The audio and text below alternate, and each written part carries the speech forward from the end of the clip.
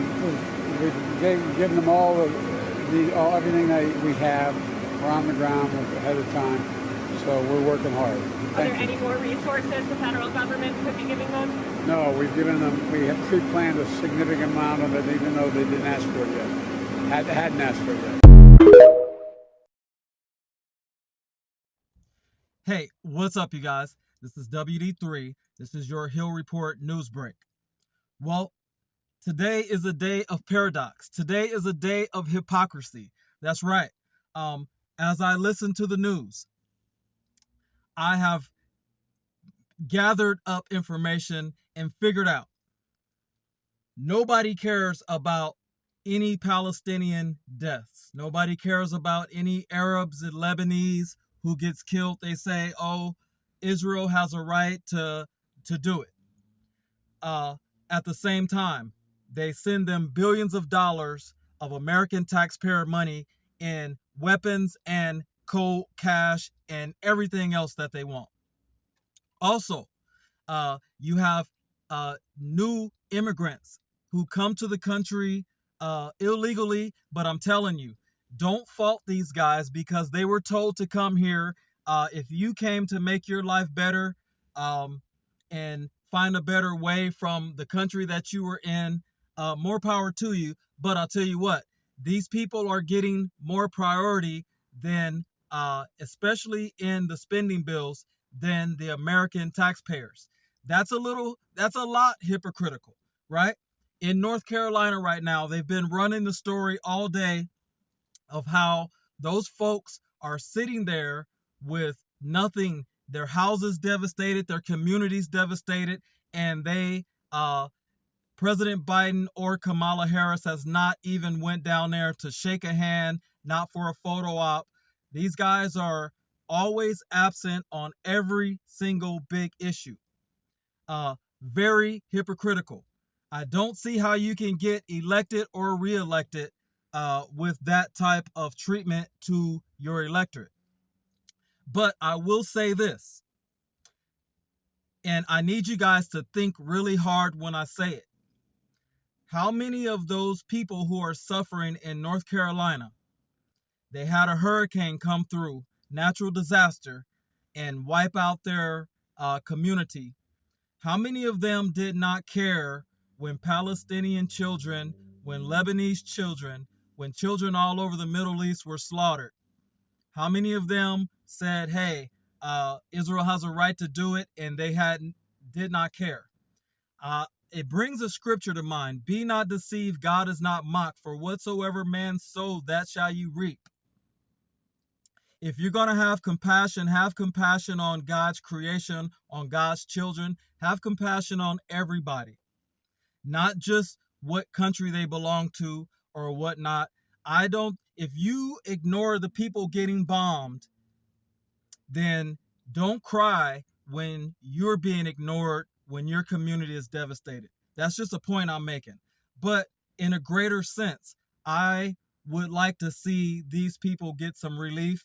This is taxpayer money that they actually paid into, and they deserve that money to be released for their relief. So make no mistakes about that. But I'm telling you, this should be a reminder of all of us, stop having these hypocritical views. Because if you don't care about a Palestinian losing his house and his children being destroyed, then nobody's going to care about you. And I'm telling you, the Biden administration and the Harris administration are displaying that right now. They are not lockstep with Israel the way past administrations have been. Trust me when I tell you, Kamala did not even show up in town. She did not show up for Netanyahu's speech. Who wants to hear the lies that comes out of that guy's mouth? But I don't like hypocrisy, right? If you're going to care about everybody. If you're going to evoke God in your conversation, well, we're all God's creation. We're all God's children. I hope they get relief down to North Carolina as fast as possible.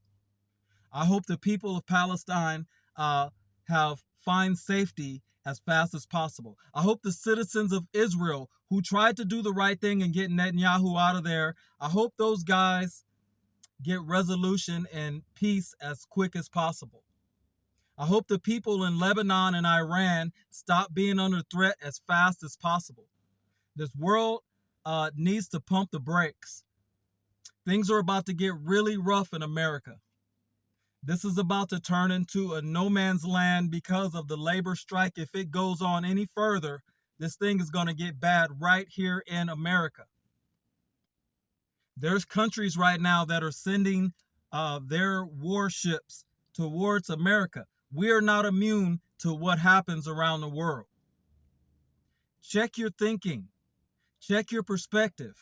Check your hypocrisy at the door. If you care, you need to care. Not just about Israel, not just about Palestine, not just about North Carolina, not just about the immigrants. These people are not a scapegoat for you making your political points. Pray for the world. It's getting out of control. This is WD3. So Hill Report News Break. Comment. I want to hear what you think on this subject. Are meeting the immediate needs with the money that we have. We are expecting another hurricane hitting. We do not have the funds. FEMA does not have the funds to make it through the season. This all comes as the Biden-Harris administration spent over $1 billion from a FEMA program on services for migrants. Attorney General of the great state of Florida, Ashley Moody, joins me now. AG Moody, why does the Biden-Harris administration always seem to help American taxpayers last? Good morning, Todd. Yeah, everyone should be waking up this morning outraged by that comment. This is not something that has just happened recently, and Florida's been warning about this since this administration took over. Mayorkas has come in like a virus and infected these what need to be healthy, strong, fundamental programs to ensure the stability and safety of Americans in times of disaster. So you heard, they have taken the FEMA Emergency Food and Shelter Program and over time siphoned off hundreds of millions of dollars into basically making it an illegal immigrant resettlement program. And so when you see these states and cities around the nation declaring emergencies, even blue states, because of what this administration has done, encouraging more and more and more, developing programs to encourage more and more and more people to come here, the government, Biden and Harris, are having to fund that on the backs of the American people. And now, right now, when Florida, North Carolina, Tennessee, Georgia, all of these states are hurting because of this truly natural disaster, not a Biden-Harris made disaster, they're saying we need more money. And of course they need more money because they've been laundering it from the true intended purpose of this fund that Congress set forth. Laws be damned. There's two things going on here. We just touched upon the main thing, this horrific prioritization of migrants over American taxpayers. But there's also something else here. What does this say about the Biden-Harris administration's ability to just lead? If they underfunded FEMA this much, and we are not even close to being in the heart of hurricane season, which in reality is August, September, October, and November, A.G. Moody. Look, this is what President Trump did so well while in office. He could get to a 30,000-foot level, look at the health of American agencies and programs, determine what the problems were, and enlist resources, talented individuals, and a strategy to put Americans and the safety and strength of this nation first. I've seen it work here in Florida with Governor DeSantis. We decide where our problems are, we set forth to fix them, and we make sure not only money, but the strategy and talented personnel are in place to fix them. So, for example, when you have a disaster like this, and you know when there's no electricity, instability, when there's people needing just the basics of life because of a disaster. I was with officers the other night, and we surged our resources in vulnerable areas to looting. We made sure officers knew what to look for when it was in complete darkness. Right. They knew what to charge. We we make sure our state attorneys know to hold these people so they don't get back out and start ravaging these communities again. It takes proactive efforts, and you just do not see this out of this administration. And here, and the roosters are coming home to roost. Look at what's happening right now. The Florida model When really... we're in the middle of a disaster with this administration at the helm. You're right. The Florida model really does need to be a 50-state solution. Just want to mention this. You all launched an anti-looting team in response to Hurricane Helene, coming as 8 migrant workers are arrested in Tennessee, accused of stealing from flooded buildings. You guys do it right down there. I would just add, only a depraved person steals from someone in their time of need.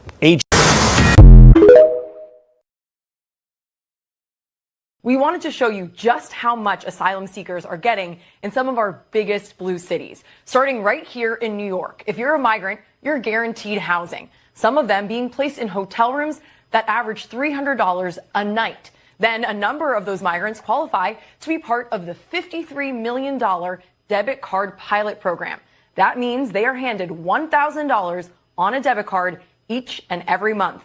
Add SNAP benefits on top of that, and we're talking an additional $1,400.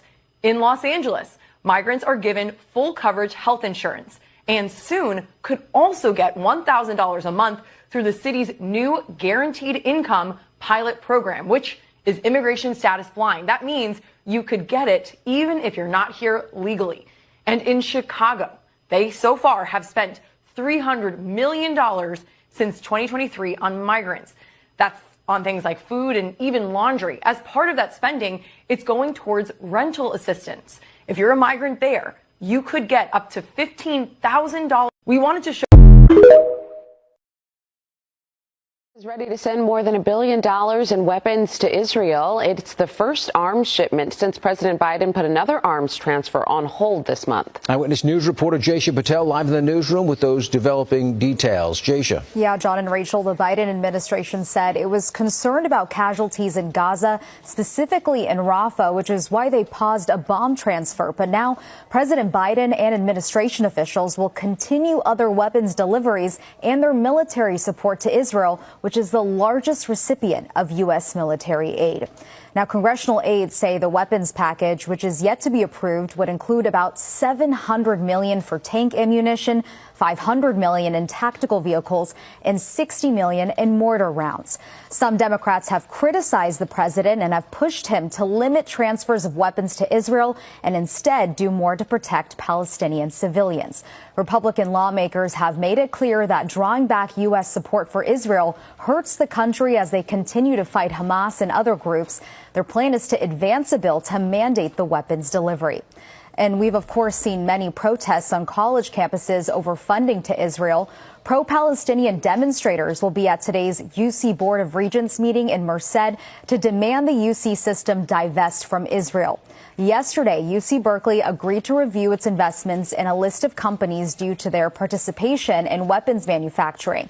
The school also agreed to... On Helene, people in Western North Carolina were drowning in their houses this weekend. Others were losing everything. President Biden was at his beach house, and Vice President Harris was hosting political fundraisers on the West Coast. Is there a reason that they could not be here? The president did exactly what a president in this moment needs to do. And look, and I talked about how the vice president also did her calls. She's going to be going to the FEMA agency and the center to get her briefing later this afternoon.